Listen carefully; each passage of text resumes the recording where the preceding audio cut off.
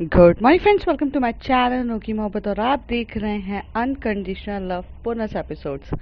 Last part में हमने देखा रहता है कि जहाँ पर जो जिया रहती है और रश्मि की दोनों की शादी चल रही रहती है और उस ड्यूरेशन में उनके कुछ रिचुअल्स होते हैं, कुछ फंक्शंस होते हैं और जहाँ पर कायरा और रिद्धि के भी कुछ स्वीट स्वीट से मोमेंट्स चल रहे रहते हैं। वो दोनों रूम पर आकर एक दूसरे के साथ बातें भी कर रहे रहते हैं, खाना भी खाते और साथ ही साथ थोड़ा सा रोमांटिक हो ही रहे रहते हैं। तभी अंजना आंटी आ जाती हैं रिद्धि को लेकर जाने के लिए। अब उसके आगे रिद्धि चलो, फिर रिद्धि वहाँ से चली जाती है अंजना आंटी के साथ। तभी वहाँ से जिया और रिद्धि कहते हैं यार पता नहीं कौन सी है, ज़रा देख ले। तो फिर वहाँ पर कुछ रिचुअल्स रहते हैं जिसमें जो या तो सिस्टर काम करती है या तो सिस्टर नहीं है तो उसकी फ्रेंड काम करती है। अब जिया तो एक लौती लड़की थी, उसकी कोई भी सिस्टर नहीं थी। आई मीन्स कज़न्स थे, वो भी कुछ कम आए थे, कम नहीं आए थे, क्योंकि कैसे कोई रिएक्ट करता है the marriage between the two girls के बीच में। तो इसलिए उसकी ज़्यादा फैमिली नहीं आई थी यहाँ पर। जो अ, रश्मि थी तो रश्मि का बड़ा भाई था, रश्मि का भाई था तो उसकी भी सिस्टर नहीं थी। तो कुछ रिचुअल्स थे जो एक्चुअल में रिद्धि ने निभाए दोनों की तरफ से। वो उस रिचुअल्स को निभा ही रही रहती है। तभी जो कायरा रहती है वो आ जाती है। तभी कायरा जब आती है तो अंजना आंटी उसे मिलती है और तभी बोलती है हाँ अम्मा बोलो। तो बोलती है तुम्हें इतनी देरी कैसे लगे? तो कहती बस खाना खा के थोड़ा फ्री हुई थी। तो कर जाओ तो मेहंदी तो लगवा लो। तो कहती है मम्मा लगवाना ज़रूरी है क्या, बहुत टाइम हो जाएगा? तो कहती लगवा लो, अच्छा रहेगा। तो वो कहती है अच्छा ठीक है मैं मेहंदी लगा देती हूँ। तब वहाँ पे जाकर जो कायरा होती है वो मेहंदी वाली के पास बैठ जाती है और मेहंदी लगाना स्टार्ट होती है। रिद्धि को वो सामने से देखे जा रही थी क्योंकि रिद्धि वहाँ पे पूरे रिचुअल्स कर रही थी, हल्दी लगाना जैसे जैसे जिया की मम्मी बताई जा रही थी, जैसे जैसे कायरा की मम्मी बता रही थी और उनके गुजराती के जो फंक्शंस में होते हैं वो उस तरीके से सारी चीज़ें चली जा रही थी। सब दोनों के बीच में कुछ अच्छा मोमेंट्स वगैरह सब अच्छे तरीके से चल रहे थे। और जो कायरा रहती है जब वो पूरी मेहंदी लगाकर हो जाती है तब उसे याद आता है शिट, अब ये मेहंदी को सूखने में इतना टाइम लग जाएगा और मैं बाकी चीज़ें कैसे करूँगी। और अब उसे रिद्धि की तरफ देखना रहता है। तो रिद्धि बोलती है कि हाँ कायरा। तो कहती मैंने तो मेहंदी लगा ली।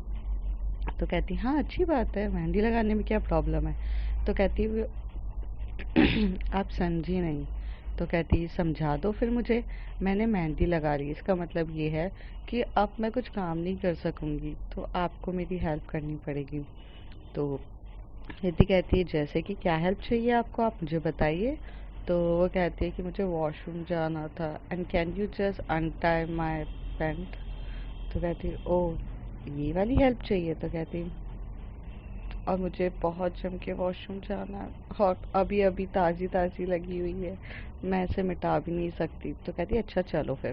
तो ये लोग वहाँ से जाते हैं अपने रूम की तरफ। फिर रूम की तरफ जैसे ही वॉशरूम में जाते हैं तो रिद्धि जो रहती है प्रॉपर तरीके से उसकी पैंट को ओपन कर रही रहती है, जिप नीचे करती है क्योंकि उसे जीन्स पहनी रहती है और बहुत प्यारी सी ऊपर कुर्ती पहनी रहती है। आपने देखा होगा शॉर्ट कुर्तियाँ भी आती हैं वो पहनी रहती है।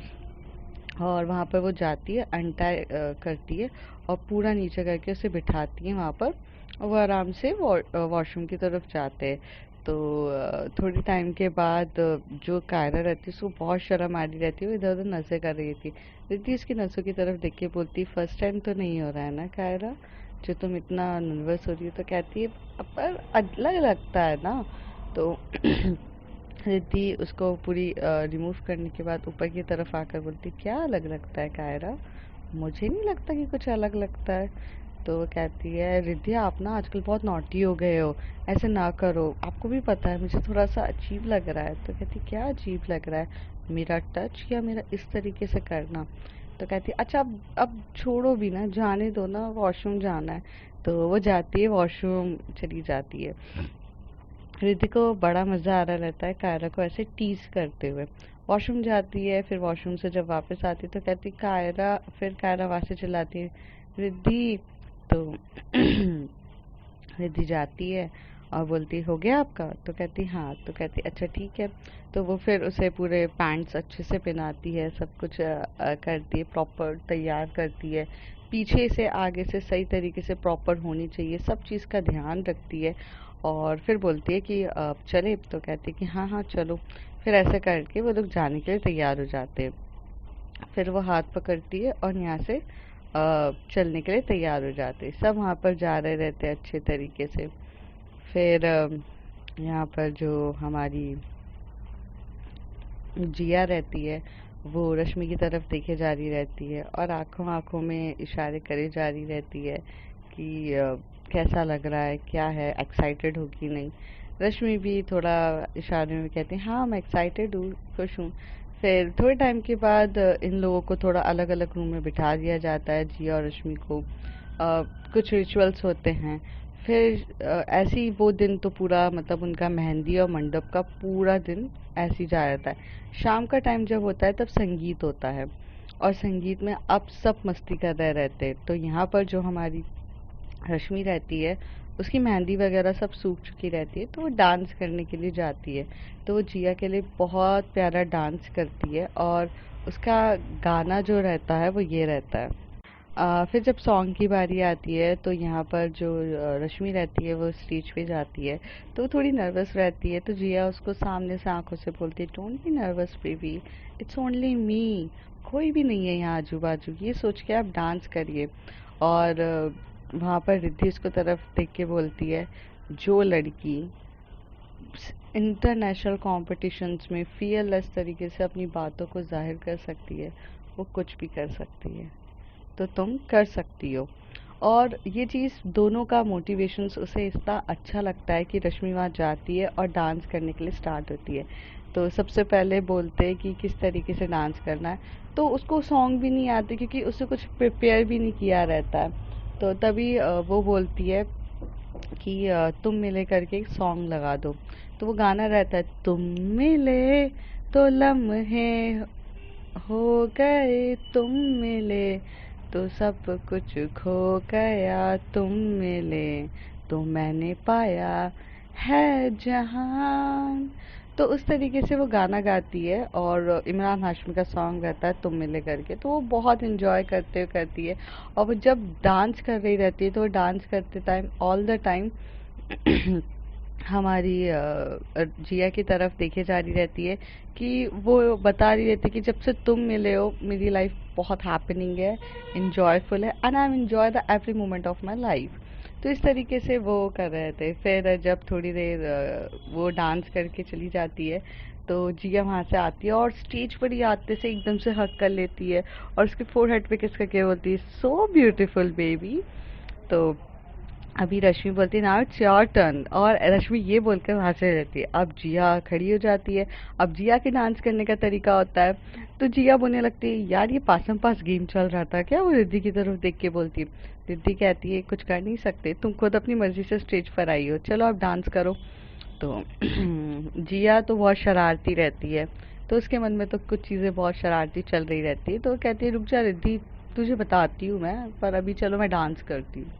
तो जिया वहाँ पे डांस करना स्टार्ट करती है और उनका सॉन्ग ये रहता है क्या बताऊँ मैं, क्या बताऊँ वो कह गई थी इशारों से कुछ, निगाहों से कुछ, अदाओं से उसने चुराया दिल के इशारों से, मुझे जब छुआ था नशा सा तब हुआ था दिल ये मेरा करने लगा धक धक, when she hugged me थमने लगी जमने लगी, when she gonna love me क्या बताऊं।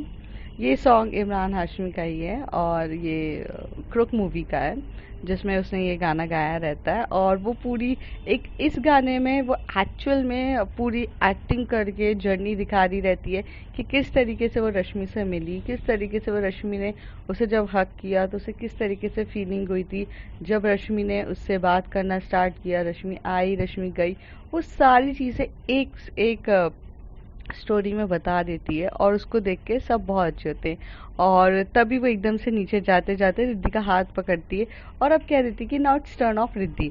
अब रिद्धि वहाँ खड़ी हो जाती है और कहती है कि नहीं नहीं मुझे डांस करना नहीं आता है एंड मैं अच्छी नहीं हूँ। तो तभी वहाँ से रश्मि और जिया चिल्लाती नहीं नहीं आपको डांस करना पड़ेगा।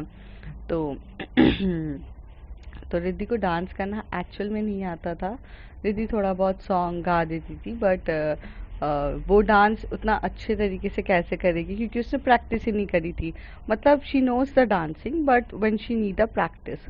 तो अब वो खड़ी रहती है और कायरा भी उसकी तरफ देख रही रहती है कि मैम मतलब डांस करो, आप अच्छे से एंजॉय करो, आप एंजॉय करते हो। तब उसे समझ में नहीं आ रहा रहता है, तो वो एक बहुत ब्यूटीफुल सा सॉन्ग लेती है और उसमें वो थोड़ा सा कंटेम्प्रेरी डांस कर रही रहती है और वो गाना रहता है, हम नवा मेरे तू है तो मेरी सांसें चले, बता दूं मैं जीऊं तेरे बिना। वो ऐसे करके डांस कर रही रहती है और बहुत सारे डांस करती है। एंड ट्रस्ट मी गाइस, मुझे लिरिक्स में भूल जाती हूँ, ये चीज़ मैं आप लोगों को बहुत पहले बता चुकी हूँ, तो प्लीज़ इसके बारे में नुक्स ना निकालिएगा। और दूसरी चीज़, सॉन्ग्स में नहीं डाल सकती हूँ क्योंकि कॉपीराइट का इशू आ जाता है और मेरी ये वीडियो फिर मुझे डिलीट करनी पड़ जाएगी, तो सॉरी टू से दैट। सो मुझे मोमेंट्स बताने हैं, तो इस तरीके से काम चलाइए। तो वो बहुत अच्छा हमनवा वाले पे डांस कर रही रहती है रिद्धि और बहुत ब्यूटीफुल डांस करती है। उसके जो स्किल्स होते हैं कंटेम्प्रेरी के वो बहुत अच्छे होते हैं और पूरा डांस कर देती है। फिर डांस करते करते जाते जाते वो आंटी, दोनों आंटियों की तरफ हाथ करती है और फिर आंटी लोग अपनी बेटियों के लिए डांस करते हैं। और आपको तो पता है जब आंटी लोग डांस करते हैं अपने बच्चों के लिए तो उनके गाने थोड़े अलग टाइप के होते हैं, जैसे कि वो थोड़ा सा मतलब ससुराल चली गई उस टाइप के सॉन्ग्स होते हैं। तो वो एक दिलबरों का गाना है, ऐसे ना देखो दिलबरो बरो, वो उस पे गाना कर पे डांस कर रहे रहते, सब बहुत इंजॉय कर रहे रहते। बट अभी तक सिर्फ कायरा की डांसिंग्स बची रहती है। तभी रश्मि जिया को याद दिलाती है कि कायरा बची है। रिद्धि ने पूरी फैमिलीज को तो कवर अप कर दिया बट कायरा बची है, तुम जाओ कायरा को भी डांस फ्लोर पे लेकर जाओ। तो हमारी जिया तो बस बैठी रहती है बस मोमेंट्स को एंजॉय करने के लिए। और तो कायरा का हाथ पकड़ती है वो और उसे बोलती है कि नाउ हमारी भाभी जी डांस करेंगी और भाभी जी बहुत अच्छे से डांस करिएगा अपने हमारे भैया के लिए, तो आपको प्लीज़ डांस करना है और अच्छा डांस करिए, ठीक है, चलिए। तो कायरा एकदम से देखे रह जाती है कि यार जिया मैम कैसे फंसा देते हो। तो वो जिया मैम की तरफ घूर रही रहती है, फिर वहाँ रश्मि की तरफ वो बोलती कि करना तो पड़ेगा कायरा, डांस पे आप फ्लोर पर आए हो, आप ऐसे नहीं रुक सकते। और रिद्धि वहाँ बैठी रहती है, तो अब रिद्धि क्या बोले, रिद्धि भी चुपचाप बैठ के देख रही रहती है। तो वो जैसे कायरा अपने प्यार करने वाले अपनी रिद्धि को आंखों से कह रही प्लीज बचा लो, मुझे नहीं आता है। तो पर सब लोग रहते, तभी अंजना आंटी बोलती करो ना कायरा डांस, तुम्हें कायरा डांस करना तो पसंद है। तो वो कहती है कि मम्मा कैसे डांस करूं, मुझे ऐसे डांस करने नहीं आते हैं। तभी कायरा के पापा बोलते बेटा करो, तभी वहां से रिद्धि के पापा आके बोलते करो ना बच्चा डांस, सभी कर रहे हैं, छोटे छोटे मोमेंट्स है लाइफ के, एंजॉय करो, कोई प्रॉब्लम नहीं है, डांस करो अच्छे से। अब सब लोग इतना फोर्स करते तो रिद्धि उसे इशारों से कहती है प्लीज डांस कर लो। अब रिद्धि के कहने पे तो कायरा को डांस करना ही था, और रिद्धि कहे और वो चीज़ कायरा ना करे, ऐसा हो सकता है क्या। तो कायरा वहाँ पे देखती है और वो गाना गाती है कि तुम ही हो, अब तुम ही हो जिंदगी, अब तुम ही हो, ओ चैन भी मेरा दर्द भी मेरी आशिकी, अब तुम ही हो। ऐसे करके वो लोग डांस कर रहे रहते हैं। और जो कायरा रहती है वो ऑल द टाइम ये डांस करते टाइम वो रिद्धि की तरफ देख रही रहती है। रिद्धि कहीं ना कहीं कायरा का ये डांस देख के वो थोड़ा सा ब्लश कर रही रहती है, वो थोड़ा सा शर्मा रही रहती है। तभी जो जिया और रश्मि रहते हैं वो बहुत मज़े लेते हैं इन दोनों के और बोलते कि देखो देखो, यहाँ यहाँ दुल्हन हम हैं ब्राइड्स, वी आर ब्राइड्स, तुम इतना मत शर्माओ। पर ये लोग इतने बेकार रहते हैं कि उसके बहुत मज़े ले रहे रहते हैं। लेकिन रिद्धि उससे पहले क्या कहती है, रिद्धि क्या बोलती, सब शांत रहते हैं और बहुत एक अलग अलग मस्ती मजाक इन लोगों के बीच में चल रहा रहता है। और यहाँ पे सब डांस करके बहुत अच्छे से उतर जाते हैं, सब बहुत प्यार से मोमेंट्स एंजॉय करते हैं और इस तरीके से इनका संगीत का पूरा कार्यक्रम ख़त्म होता है। फिर सब लोग थोड़ा बहुत एक दूसरे के साथ रात को मस्ती मजाक करते हैं, बैठते हैं, फैमिलीज के साथ डिस्कशंस होता है। और फिर थोड़ी ज़्यादा रात हो जाती है तो सब सोने की तरफ चले जाते हैं, सब सो जाते हैं। और जब रिद्धि रूम में जा रही रहती है तो कायरा उसकी तरफ देख रही रहती है। अब रिद्धि और कायरा के बीच में काफ़ी हद तक बहुत सारी चीज़ें लीन अप हो गई थी। मतलब बहुत सी चीज़ें क्लियर हो चुकी थी, दोनों के बीच में प्यार मस्ती मजाक पहले जैसा हो चुका था। और कई हद तक they are happy with each other. Riddhi ने जो कायरा के लिए फील करती थी पहले, अब वो फिर से वो फील करना स्टार्ट हो गया था। और वो अंदर की तरफ जाते हैं, तभी जो रिद्धि बोलती है कि कायरा चलो सो जाते हैं। तभी कायरा बोलती क्या सो जाते हैं, हम यहाँ सोने आए हैं। तो यहाँ पर रिद्धि बोलती है क्यों, और क्या करने आए। तो कहती है कि अरे मतलब जाहिर सी बात है थोड़ा तो लवली मोमेंट्स। तो कहती है अब क्या तुम्हें लवली मोमेंट्स बिताने, रात बहुत हो गई है और मैं काफ़ी ज़्यादा थक गई हूँ तो मैं सो जाती हूँ। तो वो कहती है ठीक है। और फिर जो कायरा का एक नेचर रहता है कि वो रिद्धि की बहुत ज़्यादा रिस्पेक्ट करती है, वैसे वो बहुत ज़्यादा ज़िद्दी है, बट उसे आज पूरे दिन भर ये दिखा था कि रिद्धि ने बहुत ज़्यादा मेहनत करी थी, बहुत ज़्यादा। और कायरा ये बात को समझती है, इसलिए वो अभी ये ज़िद नहीं करती है कि आप मतलब करो। तो वो पूरे जो बैक होती है उसे बहुत प्यार से रब कर रही रहती है और पूरा अच्छे से मतलब दबाती है पूरे तरीके से। और वो उसको बैक मसाज देती है। थोड़े टाइम के बाद जब बैक मसाज लेते लेते रिद्धि कब सो जाती है उसे पता भी नहीं चलता। कायरा बस उसके ऊपर सर रखकर सो जाती है। फिर उसे ये बात भी तो याद आती है कि रिद्धि के तो पीरियड्स भी चल रहे हैं और जिसकी वजह से वो काफ़ी ज़्यादा टायर्ड है। उसने ये भी नहीं सोचा। तो ये दोनों वहाँ पर एक दूसरे को समझ रहे रहते हैं। वहाँ पर जो जिया रहती है उसे नींद ही नहीं आ रही रहती है। तो वो रश्मि को फ़ोन करती है और बोलती है कि तुम सो गई हो क्या। तो कहती है नहीं मैं नहीं सोई हूँ। तो कहती है क्या तुम्हें नींद आ रही है। तो वो कहती है कि नहीं मुझे नींद नहीं आई। तो कहती है क्या तुम टेरेस पर आना पसंद करोगी। तो वो कहती है तुम्हें पता है ना शादी से पहले हम नहीं मिल सकते हैं। तो कहती है प्लीज़ आ जाओ, वैसे भी सब सो गए होंगे। तो कहती है कि ओके मैं आ रही हूँ। आज तो मम्मी ने मुझे अपने पास ही सुलाया है और तुम्हें मम्मी के पास। हाँ बट मैं बाहर वॉक कर रही हूँ तो मैं टेरेस पर हूँ, आ जाओ आप। तो कहती है ओके। तो यहाँ पर जो रश्मि होती है वो जल्दी जल्दी चप्पल पहन रही रहती है। और जो रश्मि की मम्मी रहती है वो सो रही रहती है, पर वो धीरे से अपने पैरों को छुप छुपा कर सैंडल उठाकर वहाँ से वो जाती है, टेरेस की तरफ जा रहती है। अब ये लोग तो इतने बड़े रिसॉर्ट में रहते हैं कि इनकी टेरेस के बारे में भी कुछ पता नहीं रहता, इसलिए वो वहाँ के गार्ड से पूछती है। तो गार्ड बोलता है ऊपर की तरफ है टेरेस। तो फिर वो भागते हुए जा रही रहती है। और जो वहाँ पर जिया रहती है वो टेरेस पे उसका वेट कर रही रहती है। टेरेस पे जैसी वो आती है तो उस टेरेस को कहीं ना कहीं हद तक बहुत अच्छे से डेकोरेट किया था और बहुत प्यारे तरीके से उसने पूरे डेकोरेट करवाया था टेरेस के ऊपर। और बहुत सारे लाइटिंग्स वगैरह रहती है। तो रश्मि ये देख के काफ़ी ज़्यादा शॉक हो जाती है। और जिया अपना हाथ आगे करके रश्मि को अपने पास लेकर आती है और बोलती है यू लाइक इट। तो कहती है आई लव इट। तुम्हें हर चीज़ ऐसी करने की आदत है ना। तो कहती है हाँ करने की आदत है और काफ़ी अच्छी आदत है। तो कहती है फिर वो बोलती है कैसा लगा तुम्हें। तो कहती है हाँ पर इरादे क्या हैं आपके। तो कहती है इरादे सिर्फ ये हैं कि मैंने आपसे शादी कर रही हूँ, चीज़ें कर रही हूँ, बट मैंने आपको शादी के लिए प्रपोज़ नहीं किया। तो मैं आपसे शादी के लिए प्रपोज़ करने के लिए बुलाया है। और मैं ये करना चाहती हूँ ताकि कल मैं जब शादी करूँ तो मैं शादी से पहले पहले आपको प्रॉपर तरीके से प्रपोज़ करूँ। सो जिया यू आर कायरा, सॉरी रश्मि। तो कहती है रश्मि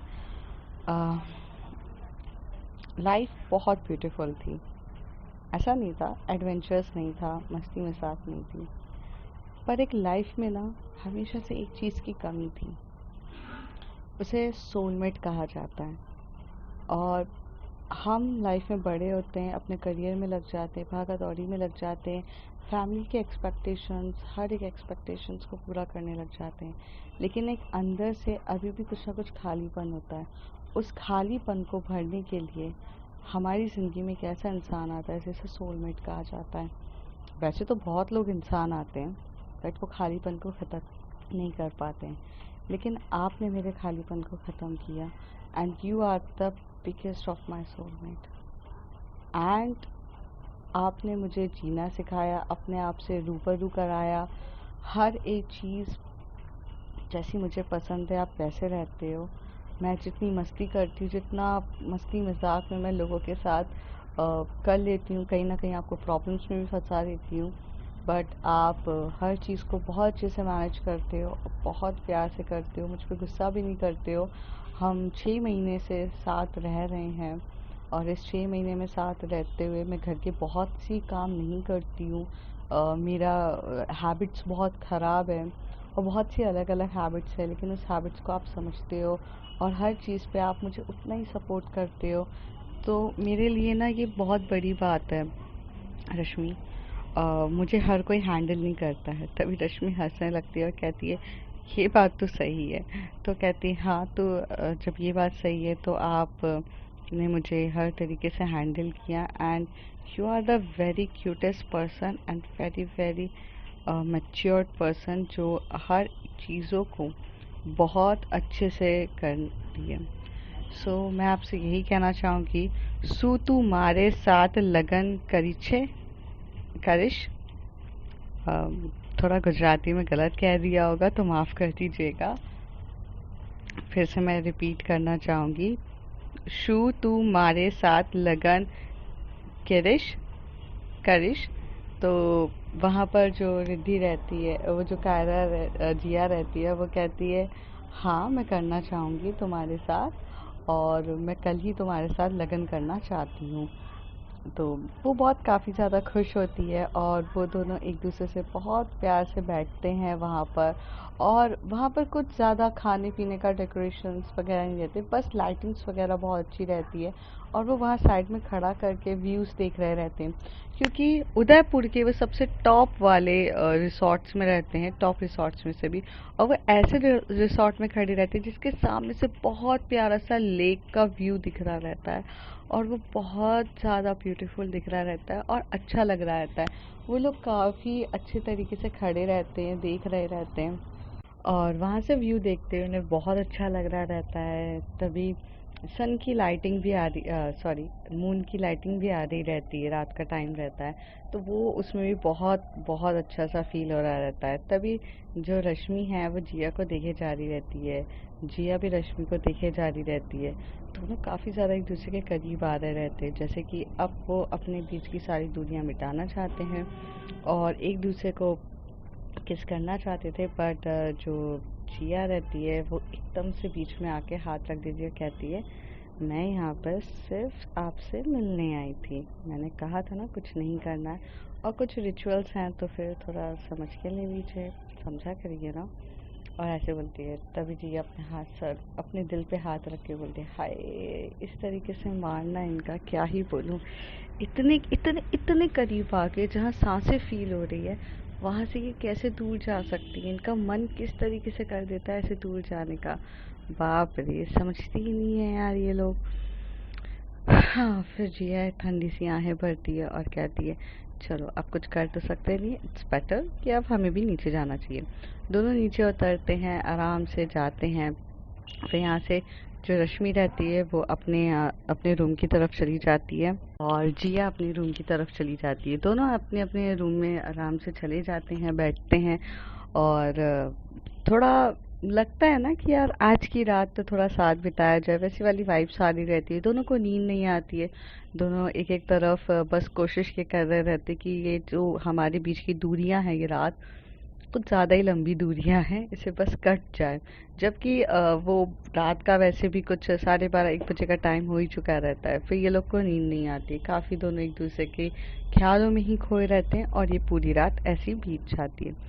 मॉर्निंग का टाइम रहता है, सब लोग एक्साइटेड रहते हैं क्योंकि मॉर्निंग में आज सुबह शादी होने वाली रहती है और काफ़ी ज़्यादा बहुत एक्साइटेड थे। बहुत सारे ऐसे लोग जो होते हैं जो शादी के एंड टाइम पर आने वाले रहते हैं, मीन्स कोई लोग संगीत और फंक्शंस में अटेंड नहीं करते हैं। तब यहाँ से जो जिया और रिद्धि रहती हैं, इन लोगों को तो प्रॉपर तरीके से तैयार करने के लिए भेजा जाता है कि जाओ आप पार्लर जाओ वहाँ से आप तैयार होकर आओ, आपकी शादी का टाइम है।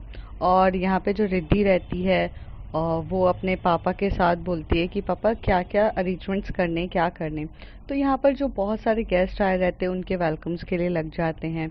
रिद्धि यहाँ पे बहुत बिजी हो जाती है। कायरा अपनी मम्मी के साथ भी काम में हाथ बटाने लग जाती है, क्योंकि शादी के टाइम पे छोटी छोटी चीज़ों का भी ध्यान रखना बहुत ज़रूरी रहता है, वरना रिश्तेदार बुरा मान जाते हैं।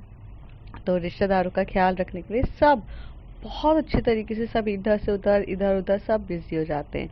काफ़ी देर तक बिजी रहने मतलब सब बिजी रहते हैं। ऐसी सबकी मस्ती मजाक बिजी वगैरह पना सब चल ही रहा रहता है। थोड़े टाइम के बाद यहाँ पर जो प्रिंसिपल सर होते हैं, मतलब जो रिद्धि के, जिया के, रश्मि के, सबके प्रोफेसर रहते हैं, वो आते हैं। प्रिंसिपल्स आते हैं, सब आ जाते हैं और सब बहुत वेलकम करते हैं और सब बहुत शॉक्ड होते हैं कि इतना प्यारा डेकोरेशंस और इतनी सारी चीज़ें, ग्रैंड तरीके से वेडिंग करना। और एक तरीके से ना इतना ज़्यादा अलग तरीका होता है कि दो लड़कियों की शादी होना। फिर सब लोग वहाँ जाकर बैठ जाते हैं। पूरी स्टेज के वहाँ पर, मतलब जहाँ मंडप रहता है वहाँ पर सब बैठते। तो जो हमारी रश्मि मैम होती हैं वो धीरे धीरे आ रही रहती हैं, बहुत स्लो मोड पे। कैमरा मैन भी बहुत प्यार से फोकस करके उन्हें स्लो तरीके से लेकर आ रहा रहता है।